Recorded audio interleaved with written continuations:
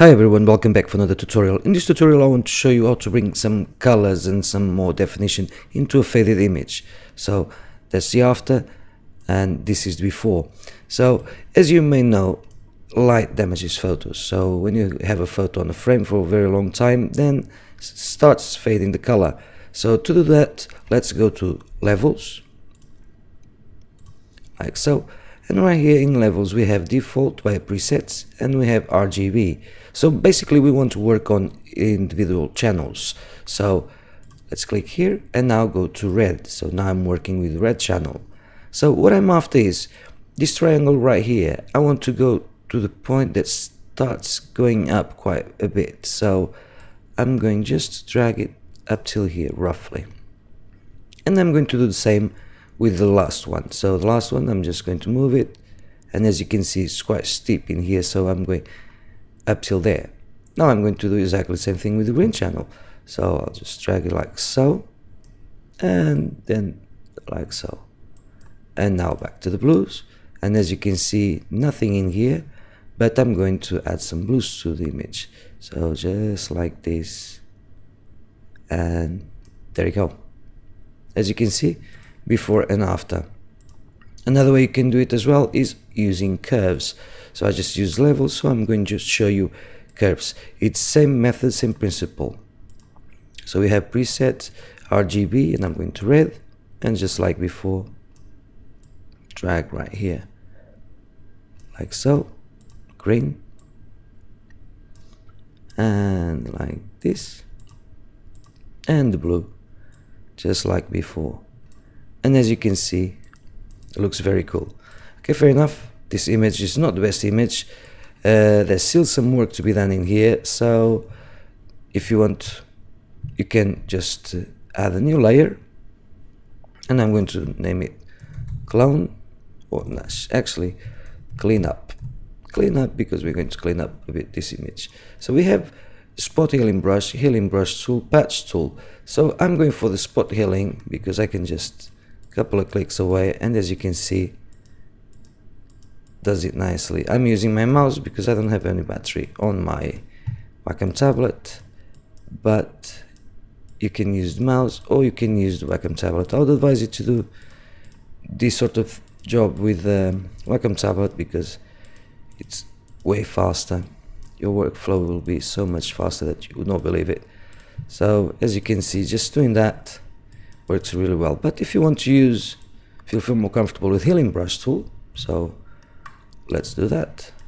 Make sure that we have current and below selected, and we can very quickly clean up as well. Just for in case you don't know, the healing brush tool, you need to alt click to sample an area. So for instance, when you change my mouse cursor changing, so now I'm going to click, it's because I'm holding the alt key option on the Mac, and it's just basically just sampling from the area I told Photoshop to sample from. So as you can see, it's looking quite good. So that's before and that's after, and as you can see, in no time at all, super easy to do. But biggest impact is obviously with the colors, and bear in mind this works with other images as well. So I'm just going into my desktop and I'm going to show you an image I took. Okay, so basically a couple of years ago I went on holidays and I was doing a job for a museum from where I'm from, and they wanted for me to restore some of the images to preserve them. So the only thing I had was camera, tripod and micro lens. So what I did was photograph the photo and then work on the photo at home back in the UK. So the first thing I'm going to do is I'm just going to open up the exposure just a touch and just the shadows, and let's see the white balance. That's fine.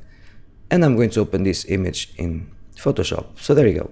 So first thing we can see is we need to crop this image.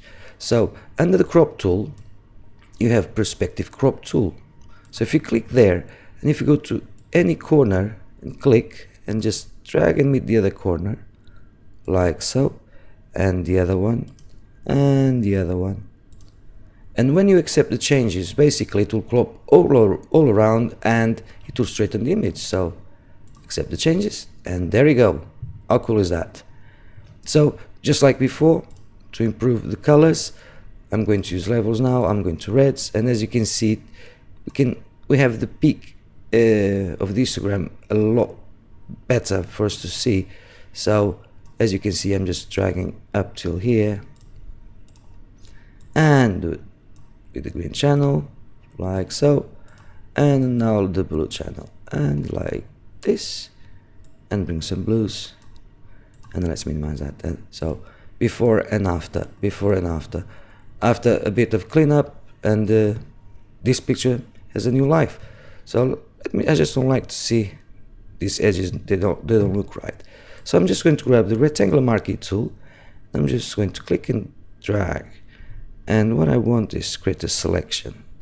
So something like this. I'm happy with this. At this moment in time, we have selected the middle of the photo. So what I want to do is I want to invert selection. So I'm going to select, inverse, or Control-Shift-I, Command-Shift-I, and now create a new layer. And as you can see, we have these colors here. We have black as a foreground, white as a background. There's shortcuts for that, but they can also come to Edit, Fill, and Fill with white. Once you click, there you go, just filled all those areas, and now looks a lot neater.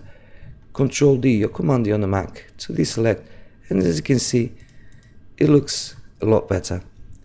So this is a great way to use on all your images, even when you need to add a bit more blue, a bit more yellow, a bit more red, cyan, magenta to your images. Just check the curves or check the levels adjustment layer. Thanks for watching, and I'll see you next time. Don't forget to subscribe and follow me on all the social media mentioned below. Thank you so much. Bye.